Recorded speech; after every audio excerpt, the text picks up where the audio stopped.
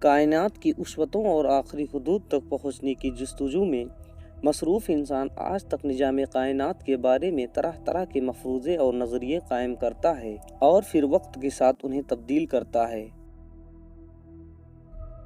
کائنات ایک ہی ہے یا بہت سی جہاں آباد ہے، یہ سائنسدانوں اور فلسفیوں کے لیے ہمیشہ سے ایک بڑا سوال بنا رہا ہے۔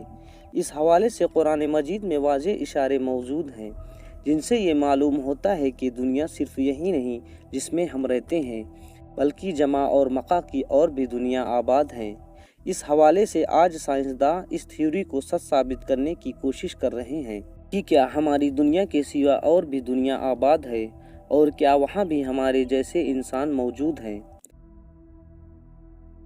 اللہ نے اس سوال کا جواب دیتے ہوئے اپنی مقدس کتاب قرآن مجید میں فرمایا، اللہ وہ ہے جس نے 7 آسمان پیدا کیے اور ان کے مانند زمینیں بھی، ان کے درمیان حکم نازل ہوتا ہے تاکہ تم جان لو بے شک اللہ ہر چیز پر قدرت رکھنے والا ہے۔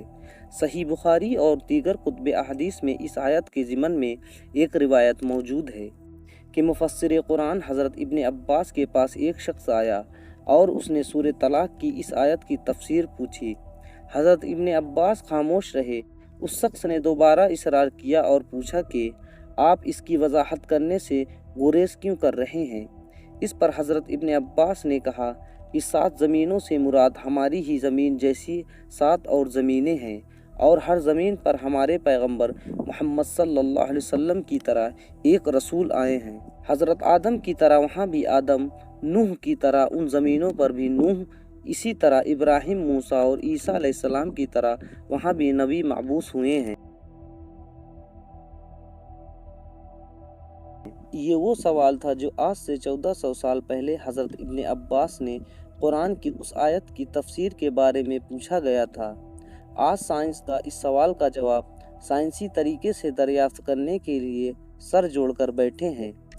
ڈاکٹر مورج بھوکائی کی کتاب اسلام، بائبل اور سائنس میں انہوں نے لکھا ہے کہ ان کی تحقیق کے مطابق قرآن مجید میں 7 کا عدد کثرت سے استعمال کیا گیا ہے، جیسا کہ یونانی اور رومی بھی 7 کی عدد کو اپنی روحانی اور مذہبی علوم میں کثرت سے ذکر کیا کرتے تھے۔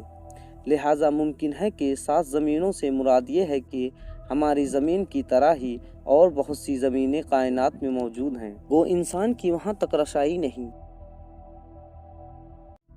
آج سائنس کے مطابق بے شمار دوسرے سیارے اور سورج کی طرح بے شمار ستارے اس کائنات میں بکھرے ہوئے ہیں، اور ہمارا نظام شمسی اس کو کائنات کا ایک چھوٹا سا ٹکڑا بھی نہیں ہے۔ دراصل ساحل سمندر میں ریت کے ذرات کم ہیں، مگر کائنات میں پلانٹ، سیارے اور سورج وغیرہ اس سے کئی زیادہ ہیں۔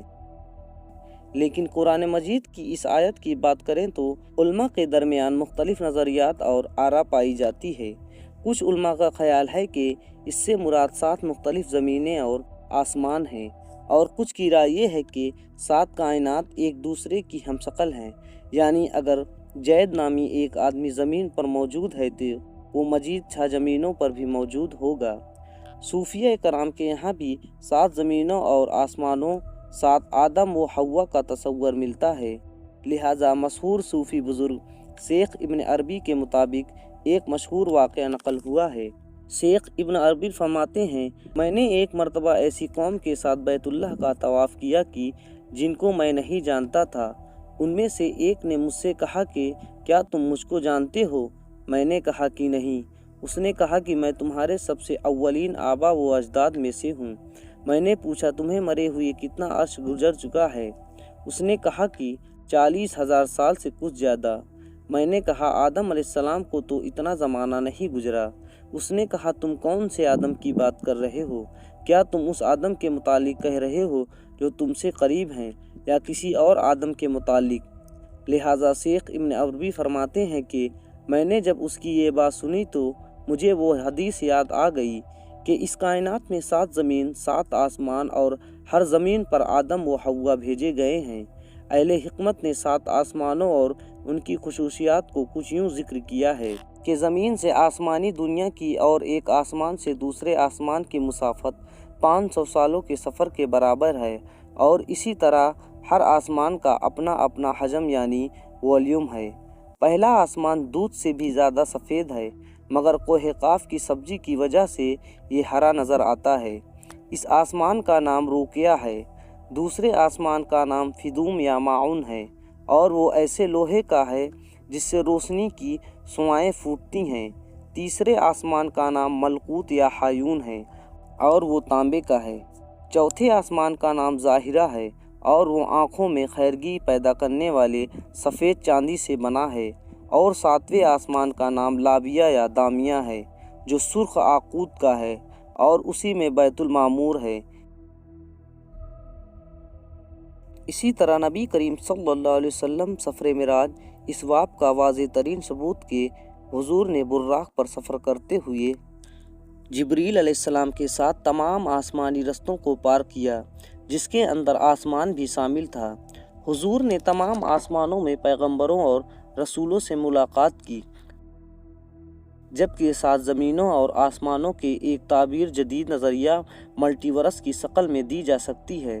دراصل ہماری اس زمین میں جاندار ایسے ہیں جنہیں ہم اپنی آنکھوں سے دیکھ سکتے ہیں، مثلاً چوپائے جانور، رینگنے والے مخلوق اور چرند پرند جو ہمارے ساتھ اس زمین پر زندگی گزارتے ہیں، جبکہ کچھ جاندار ایسے ہیں جو ہمارے سے بھی اوجھل ہیں، مثلاً خردبین مخلوق، وائرس اور بیکٹیریا وغیرہ جنہیں ہم اپنی آنکھوں سے نہیں دیکھ سکتے۔ بالکل اسی طرح جنات اور فرشتے بھی موجود ہیں جنہیں ہم نہیں دیکھتے، کیونکہ ان کا وجود ایک دوسرے ڈائمینشن میں ہے۔ اسی نظریہ کو ملٹی ورس نام دیا جاتا ہے۔